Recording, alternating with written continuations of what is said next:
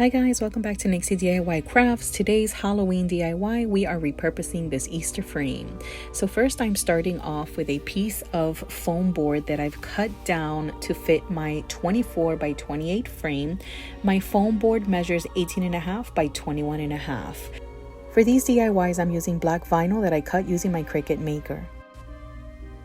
In Design Space, they did have this free image of the crow with the Happy Halloween banner, but it was a different direction. So I played around with the artwork a little bit to make it work for my DIY. I flipped it. I also moved the crow from the right-hand side to the left, and then I resized it to make it work for my project. The vinyl, I am only placing it on the left-hand side of my board. For me, once I design an image, I like to trim it into sections just because I find it to be much easier to place when I'm working with big projects like this. And I feel that it's less waste of material when I do chop up my artwork into pieces. Now for my bats, I am placing each bat individually. So here I'm just transferring them over to my transfer tape so I can place them one at a time. If you would like to recreate this project and would be interested in purchasing the vinyl cutouts, just leave me a message down below. The cutouts would come all weeded out and already on their transfer tape. So all you have to do is attach your transfer tape to your project and then buff it into place.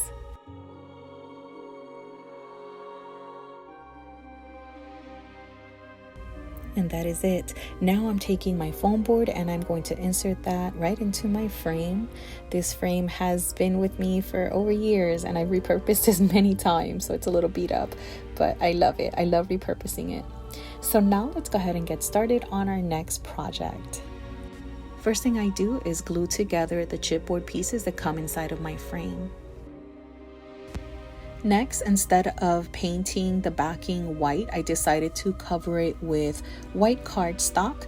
So my backing measures 19.5 by 9.5. So I'm using 3 white pieces of cardstock that I trimmed down to 8.5 by 9.5.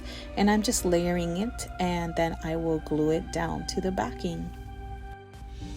Next, I take my Trick or Treat vinyl cutout and I'm going to transfer it to my transfer tape, buffer it in, and then attach it to my backing.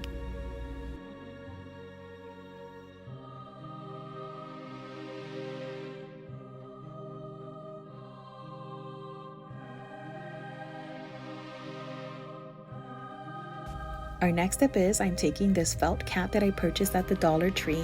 I'm not going to use the attachments that it brought, but I will save those for another project with my daughters. So instead, I'm going to decorate it with some vinyl that I cut out. I cut out some shimmery gold lashes, and they're actually unicorn lashes, and I sized them to the proportion of this cat's head.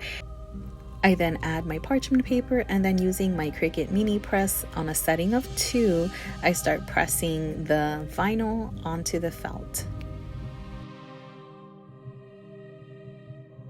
A friendly tip from me to you, always let the plastic cool down before you peel away that plastic layer. So I place my cat on my backboard and then I decided it's missing something. So I take some of the vinyl gold scraps and I cut out a little collar for my cat, and I'm just freehanding this. Just made half of a moon shape. And then using a paper punch that I have of a mini bat, I cut a little bat to add as a charm of my collar.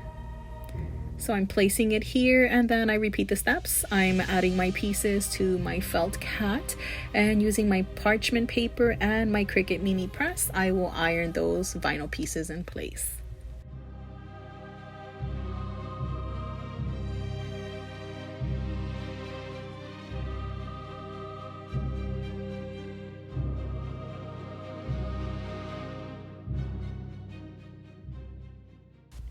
Once my vinyl pieces are secure in place, I am going to attach my cat to my backboard using this 3-inch double-sided tape that I have.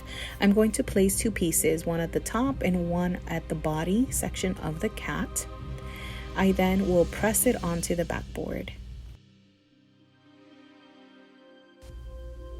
Then I take my backboard and I insert it right into my picture frame. Again, another loved picture frame that's been in my house for over 10 years. But I love being able to repurpose these frames. So here I'm adding just the last final pieces. Here's the backing, and that is it for our project. So this is how I placed my frames on my tabletop. I hope you were inspired by this video. Thanks for watching. Bye.